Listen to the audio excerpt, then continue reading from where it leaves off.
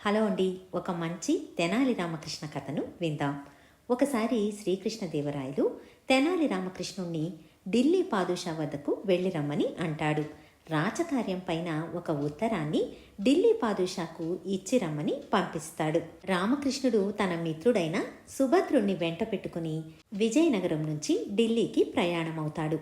పగలంతా ప్రయాణించి రాత్రిళ్ళు ఏదో ఒక గ్రామంలో మజిలీ చేసుకుంటూ వస్తారు.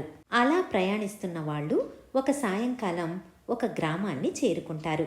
ఆ రాత్రికి ఆ గ్రామంలోని ఒక బ్రాహ్మణుడి ఇంటిలో బస చేస్తారు.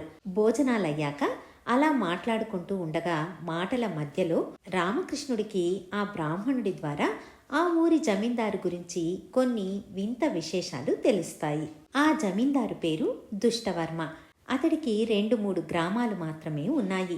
కానీ అతడి పూర్వీకులు మంచి పేరున్నవాళ్లు ఎందరో బ్రాహ్మణులకు భూదానాలు చేశారు. అయితే ఈ దుష్టవర్మ పేరుకు తగ్గట్టు వాళ్లకు విరుద్ధంగా అందరికీ తలనొప్పిగా మారాడు. అతడు రోజు ఊళ్ళో ఉండే బ్రాహ్మణులను పిలిచి పురాణం చెప్పమని అంటాడు.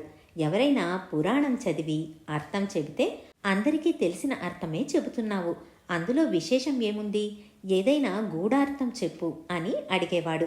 చెప్పలేకపోతే నీకు కాస్త కూడా బుద్ధి లేదు అని అనేవాడు.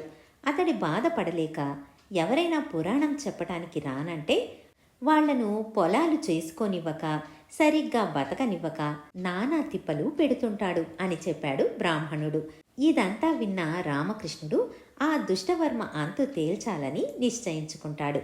తన మిత్రుడైన సుభద్రుడితో చర్చించి ఒక ఉపాయాన్ని ఆలోచిస్తాడు. మరుసటి రోజు పొద్దున తన ప్రయాణాన్ని విరమించి దుష్టవర్మ ఇంటికి వెళతాడు. సుభద్రుడితో సహా రామకృష్ణుడు దుష్టవర్మ ఇంటికి చేరుకుంటాడు.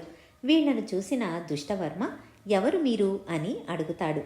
మేము అద్భుత పౌరాణికులం, కాశీ నుంచి వస్తున్నాం అని చెప్తాడు రామకృష్ణుడు. దానికి దుష్టవర్మ మా సంగతి తెలిస్తే అద్భుత పౌరాణికులు అని అంత సులువుగా చెప్పుకోరు అని అంటాడు. దానికి రామకృష్ణుడు మీ సంగతి తెలియకపోవడమేంటి, మీ గురించి కాశీలో సైతం గొప్పగా చెప్పుకుంటున్నారు, అందుకే పురాణం చెప్పటంలో మా సత్తా మీకు చూపించాలని ఇక్కడికి వచ్చాము అని అంటాడు. అయితే మీ విశేషం ఏంటో చెప్పు అని అడుగుతాడు దుష్టవర్మ. మేము 100 రకాలుగా పురాణాలు చెప్పగలము. ఎప్పుడో జరిగిన సంఘటనలు కళ్లకు కట్టినట్లుగా చూపగలం. భారతంలో రామాయణార్థం, రామాయణంలో భాగవతార్థం, భాగవతంలో భారత రామాయణాల అర్థం, ఈ అన్నిటిలోనూ బ్రాహ్మణార్థం చూపించగలం. మా ప్రజ్ఞ చెబితే అర్థమయ్యేది కాదు అని అంటాడు. అయితే ఈ రాత్రికే పురాణాలు చెప్పటానికి ఏర్పాట్లు చేయిస్తాను అని చెబుతాడు దుష్టవర్మ. రామకృష్ణుడు తిరిగి తాను బస చేస్తున్న ఇంటికి వచ్చి అక్కడికి బ్రాహ్మణులందరినీ పిలిపించి తాను చెప్పవలసిందంతా వాళ్లకు చెబుతాడు.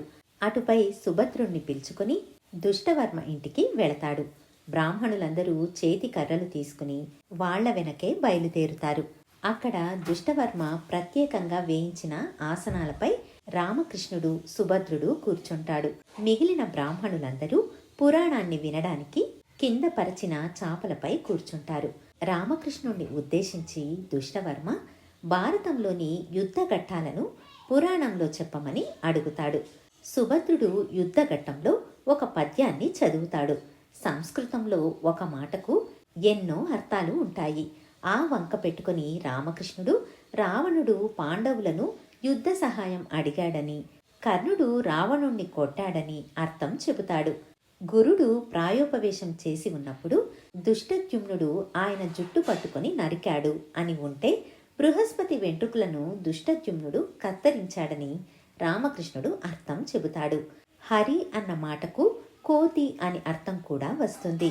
అందుకని హరి కంసుడిపైకి లంఘించాడు అని ఉంటే సుగ్రీవుడు కంసుడిపైకి ఎగిరి చంపబోయాడు అని చెబుతాడు. ఇదంతా విన్న దుష్టవర్మ నిర్ఘాంతపోయి ఇదేం పురాణం చెప్పటం, అంతా కలగా పులగాగా ఉందే అని అంటాడు.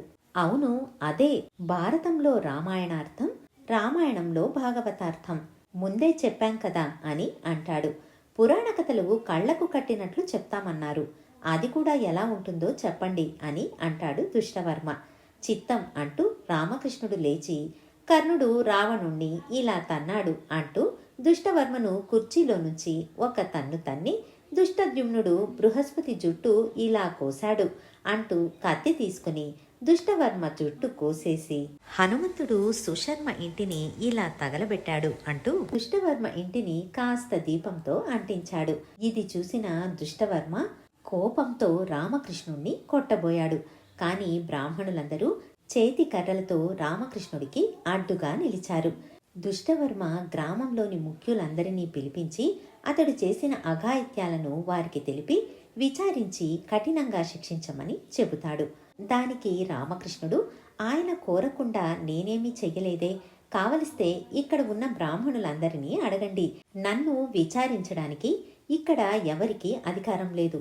నేను విజయనగర చక్రవర్తి నుంచి ఢిల్లీ పాదుషాను చూడటానికి వెళుతున్నాను. ఇదిగో నా అధికార పత్రం అని అంటాడు.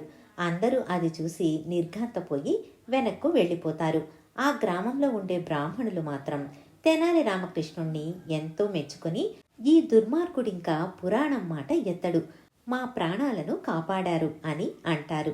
వారందరూ కలిసి రామకృష్ణుణ్ణి 2 రోజుల పాటు తమ ఇళ్లల్లో అతిథిగా ఉంచుకుని తరువాత పంపిస్తారు. ఇదండి కథ.